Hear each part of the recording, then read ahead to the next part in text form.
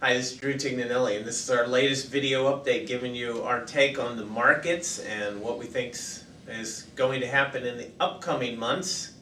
But before we do that, we've got Tim Maurer here, co-host, Money, Riches, and Wealth. Timothy, got a big book coming out. It is coming out probably mid-November. And the name? The Financial Crossroads, the intersection of money and life.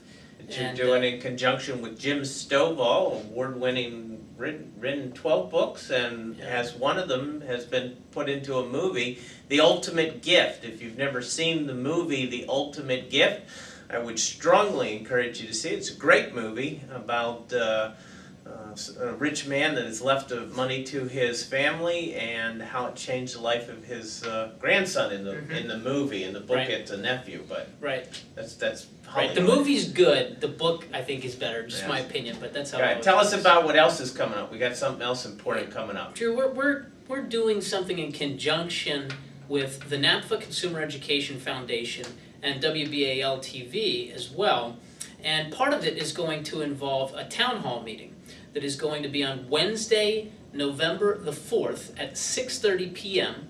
at the Shepherd Pratt Auditorium. And we've put together a group of panelists who are going to be taking questions from people, whatever questions they have. We're going to fill the room. It's about 250 people that it seats, and the panel is going to be taking questions. On the panel will be Kim Lankford from Kiplinger's Personal Finance, Addison Wiggin, the author of The Empire of Debt and the executive producer of the movie IOUSA. I highly recommend that movie as well. It's only 88 minutes long and very informative. Anirban Basu is the president and CEO of Sage Policy Group, and you may have also heard him on NPR. He does a number of things on television as well. Excellent speaker and economist. And our own Drew Tignanelli will also be on the panel taking personal finance questions. I'll be emceeing this show, this town hall. It's at no cost, again, 6:30 p.m. We'd love to see you out there at the Shepherd Pratt Auditorium to join us for the town hall. But today, I have a few questions, Drew. Go ahead. I've got questions. And here's the thing, you are always asking the questions on the radio show of other people, and now I have prepared some questions for you that you did not know in advance. I'll let you know that. Are you ready? Go for it. All right, Drew, the first one. I wrote you the executive summary. Whatever. You didn't know the questions. You now have to answer them. Go ahead. Right? Yes. What the heck is going on?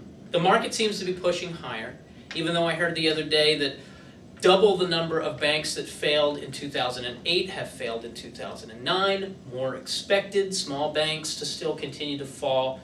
Why is the market pushing higher when things still seem to show grim signs? Well, markets always foresee the future. And so it's not unusual for markets to be moving higher when the economy is going downward.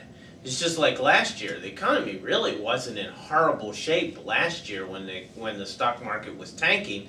It's just it was predicting that things were going to start tanking, and so they have been. Right. Matter of fact, if you went back and looked at the numbers, there was plenty of signs of danger in 2007, and the market started to turn downward, but yet economically there were signs. But economically, the economy was doing well. The market was already turning downward. So right now, I think the market is viewing that things are looking positive for the future, not in the sense of incredibly positive, but more positive than we were going into the abyss. I guess that's the way to put it.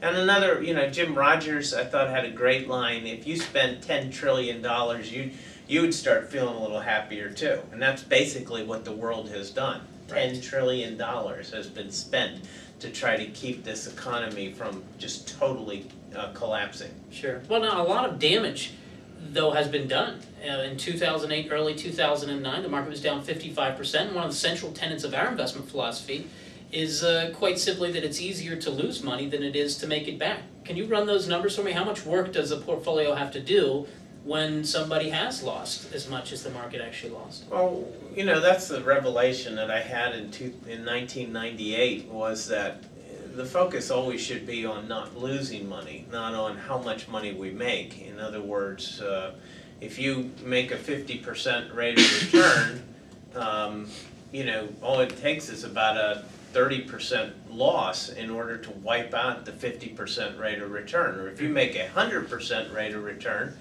50% loss wipes out all of your profit. And so it's a lot easier to lose money than it is to make money. And when you try to avoid losses, you leave yourself exposed to return. When you try to make gains or return, you leave yourself exposed to risk. Sure. And so that's what we try to do here at the Consulate. We want to make sure that when we're making investments, we try not to lose money. Now, I've heard you say that we're currently in a bull move inside of a bear. Don't look at my questions, Drew. I've heard you say. I used to do that when I was in high school. This is cheating. I've heard you say that we're in the midst of a bull move, but inside of a broader bear market. Explain that a little bit. Well, the stock market went into a secular bear market in 2000. And so the upper range of the market is somewhere between 12,000 and 14,000. And right now, the lower end of the market is between 6,500 and 7,500. So in a secular bear market, the market will move within those parameters. Okay, so if the economy is even worse than what we think, it'll break through the 6,500 on the downside, and it'll even go lower. If the economy starts to improve, it'll move back toward the previous high, which is 12 to 14,000. So that's what we expect this market to do, is constantly be moving back and forth in this trading range of, let's call it 12 to 14,000, 6,500 to 7,500. Right now, we're right smack in the middle of the range. So we're in a bull move going off the bottom of 6,500 and up. Now the question is the economy even worse than we think, and it'll come back and test that 7,500, and then maybe even test 6,500, or is it much better and it's going to test the highs, 12 to 14,000? Now you're referring to technical analysis here. It's one of the three primary criteria that we use to analyze the markets. Can you bring me up to speed on the other two as well? Well, the other two are economics and market valuations. Economics is just what's happening in the economy, what's happening in interest rates, what's happening in the currency markets, what are the policies of the governments around the world. And then the other one is valuations. How are stocks trading, price to book value, price to sales, price to cash flow. Historically, there's valuations that companies will have, and you have to be cautious of those at all times. Right now, the economics are mediocre. Okay. Right? Let's put it that way, mediocre. And the market valuations are also mediocre. Technically, the market is positive right now. So, in the midst of this long-term bear market, how then can we attempt to get some of the gains in moves like this one without taking on 100% market risk? Well, what we look for is where the bull moves are really, where the bull markets are. There's always a bull market somewhere, and where the bull moves are.